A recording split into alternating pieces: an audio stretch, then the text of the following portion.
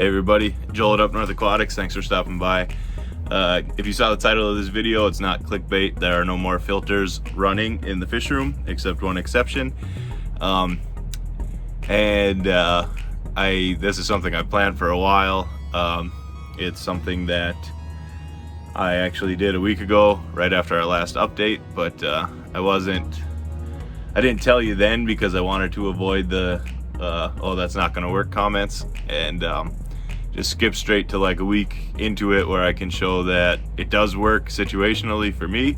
So I'm just gonna skip this rant and we're just gonna show you some stuff and talk about what I did and why it works. Okay, so when I say there's no filtration, basically I mean there's no hang-on backs, there's no sponge filters that are running, there's no canister filters, nothing like that.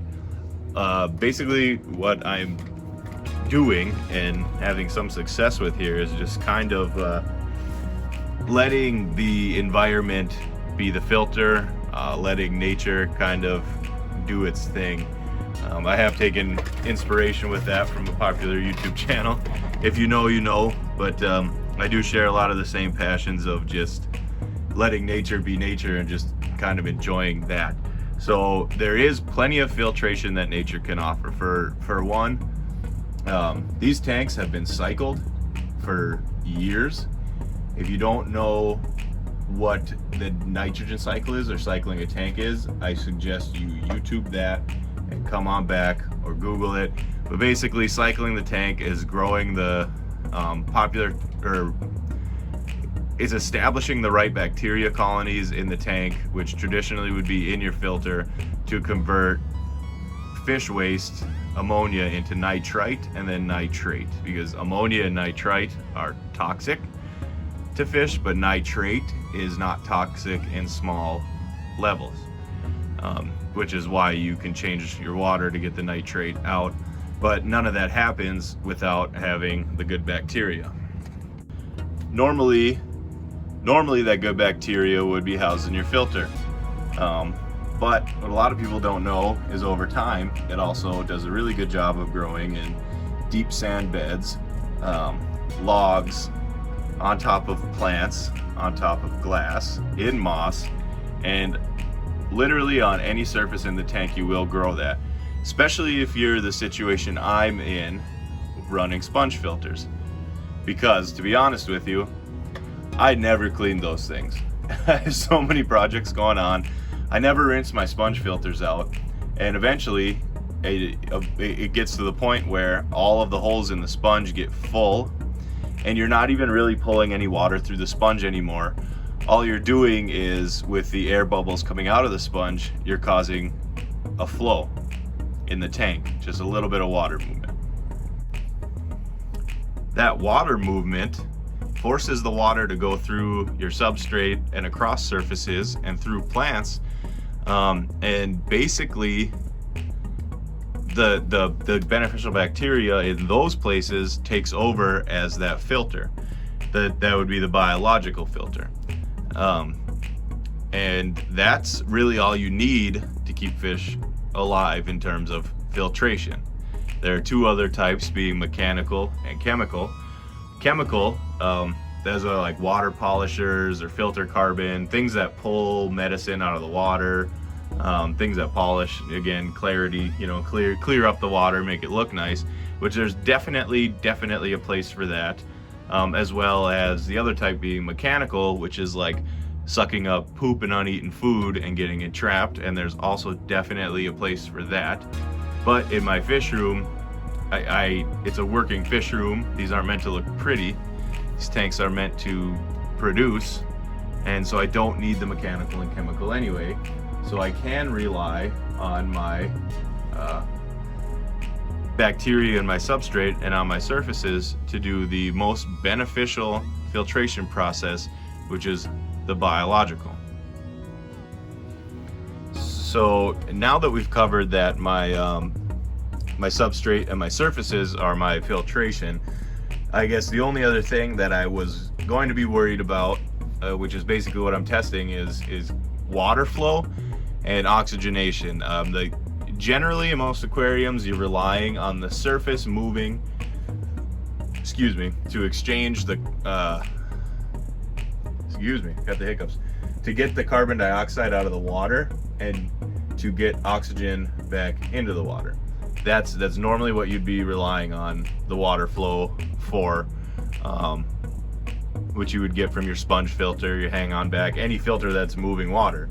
Well, I've kind of got this theory that the fish moving around is moving water around, especially if you're feeding as many times a day as I am, where they're constantly moving, constantly chasing food.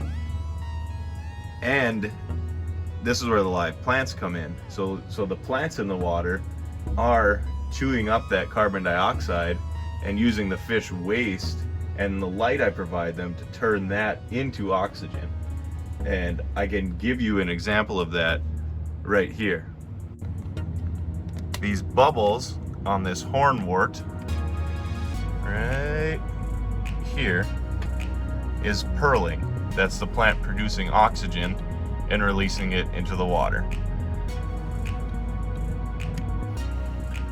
So far, I believe that I'm in an okay place here without running filters, because I'm not having any ammonia spikes. You know, my biological filtration is being taken care of.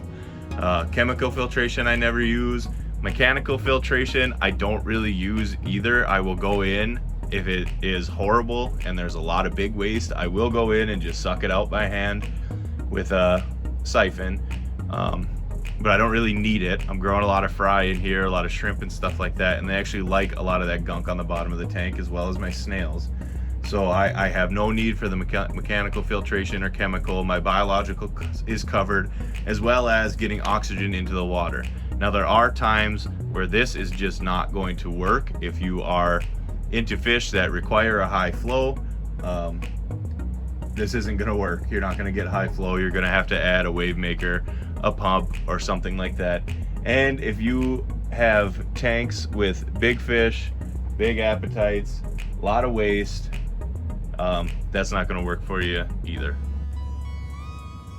Which brings me to one of my two exemptions from my no filtration rule. The cichlid tank here with 2 Oscars, a Jack Dempsey, a 1 foot long pleco, and a handful of Raphael cats living in those caves. That's just not, I don't think, going to work. For one, this is a lot of fish with a lot of waste that need a lot of oxygen.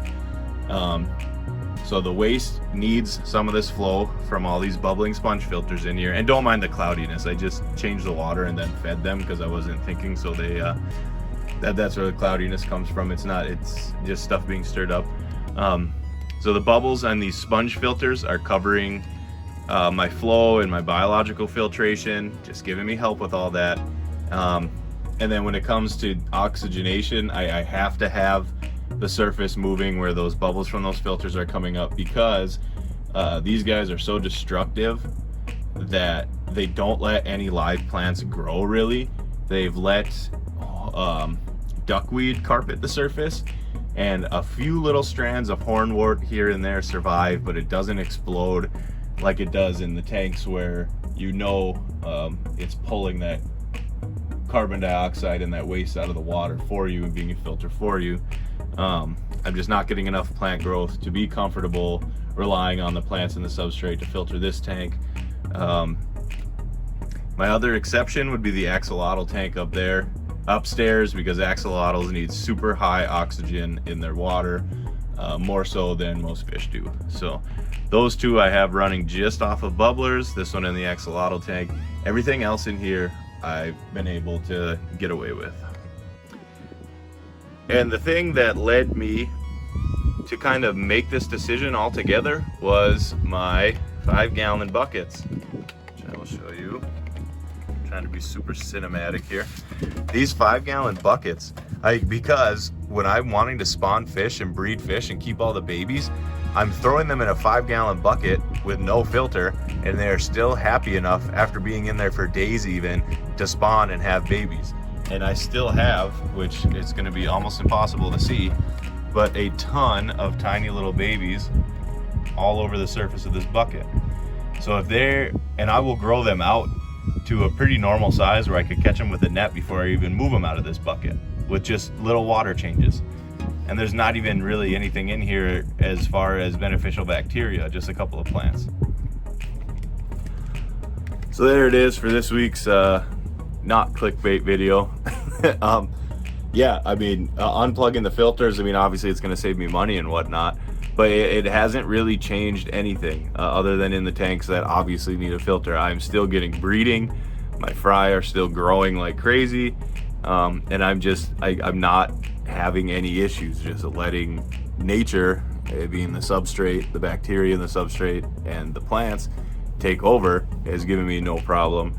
So this is not a recommendation video that you go unplug your filter. This is a, hey, why don't you do your research and see if this works for you, or if you're not a person who's too concerned about money or wants to play it safe, keep the filters going. There's absolutely nothing wrong with that. Definitely takes a lot of stress off of you as the fish keeper to know that you have something going on there. But I'm down here 3 times a day.